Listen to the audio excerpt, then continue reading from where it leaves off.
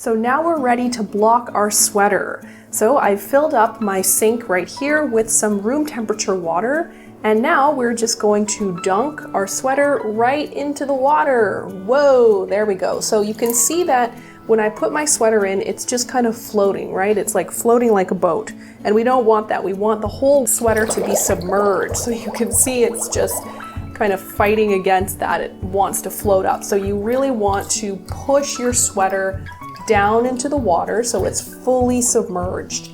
And the reason we're blocking this sweater is that once you block your sweater and it dries, you'll notice that the fibers really relax. The fabric looks a lot nicer, less kind of lumpy.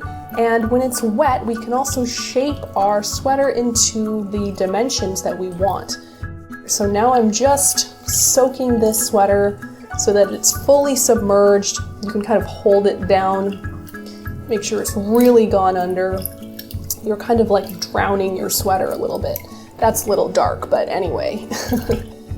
So after about 15 minutes, you'll take your sweater out, push out the water as much as you can, and then we're gonna lay out our sweater. So now I've pushed out the water from my raglan and I've laid it out to dry here.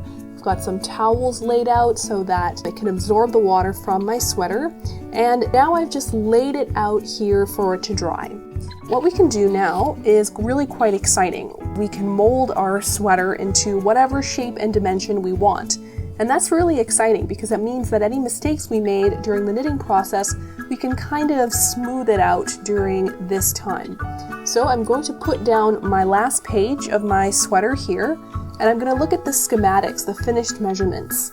Now I want my sweater to be the exact finished measurements on my pattern. So I'm going to take my tape measure out here and start measuring across the bust and from the underarm down to the hem to make sure that it is actually the same measurements as my finished measurements.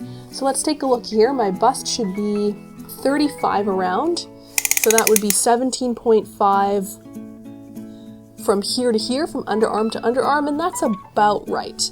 Okay, so that's great. And now I'm going to measure from my underarm up to the top of my shoulder, and that should be 8 inches for my size. And I can see that it's a little bit big here. It's about 9 inches.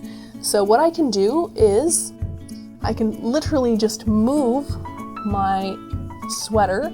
I'm pushing this underarm area up and I'm moving this shoulder portion down a little bit.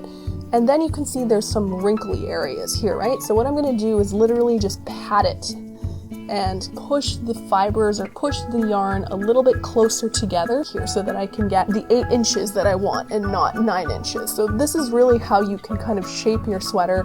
There's a bit of irregularity here, so I'm just going to push the fabric inwards and then pat it so that it's flat, so there isn't any bubbling. All right, so let's take my tape measure and perfect. So now you can see that it measures 8 inches from my underarm to the top of my shoulder. And I did that just by pushing the fabric inwards and then patting it down, okay? So let's see, over here, I feel like my collar is looking a bit too angular on this edge. So what I'll do is I'll just push it down here.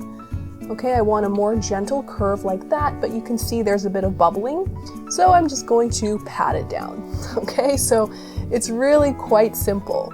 You're just shaping your stitches. And you can do this when it's wet because it's much more pliable, right? And once it dries, it will dry in this shape. So the other thing you want to measure is from your underarm all the way down to your sleeve to make sure that it matches.